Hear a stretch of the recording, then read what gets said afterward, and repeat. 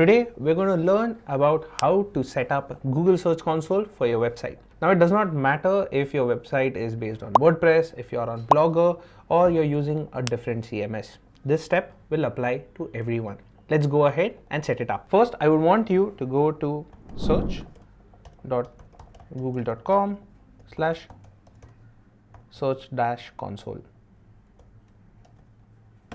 Now, once you've hit this URL, you'll be prompted to sign in. You can sign in using the Google account that you want to associate with Google Search Console. So I've quickly put in my URL here. You can hit continue. As you can see, you can select WordPress.com if your website is based on WordPress, but since I'm going to cover this for everyone, right from Blogger to having their custom CMS, so you will need to select DNS provider. Now there are multiple record type entries that can be made, which will allow Search Console to verify ownership. I'm going to go for TXT, which is the recommended type. So you will need to copy the Google site verification from here. Hit copy. So go to your WordPress account,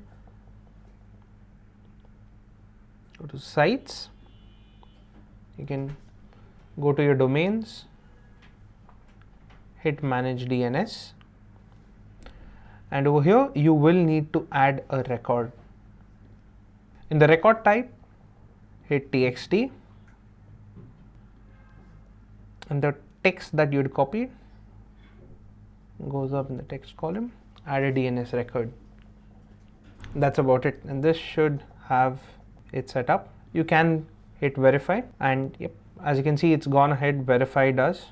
You can quickly go ahead to the property, and this is how you set up Google Search Console for your website. So now that you have set up your Google Search Console, I'll quickly show you what the results or what kind of reports can you see in the Search Console. So in Search Console, you can see the total number of clicks that your website generates from Google search, the amount of pages that are indexed, and if there's any issues with your website, that too. Google Search Console also tells you places where you can enhance your website, and it's crucial for you as a publisher to know where are the possible scope for you to improve. I'm going to quickly jump into the performance report so that you get a good idea of what it's like. So in this report, you will get an idea of the total amount of impressions your website is getting for multiple other keywords and the number of clicks.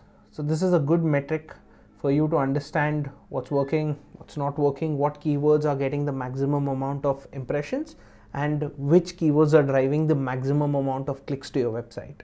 It also gives you the average position of the keywords for your website, and that is something you should strive to improve. So that was a quick video on how to set up Google Search Console and what kind of data metrics you can get from the console itself. I'll see you in the next one.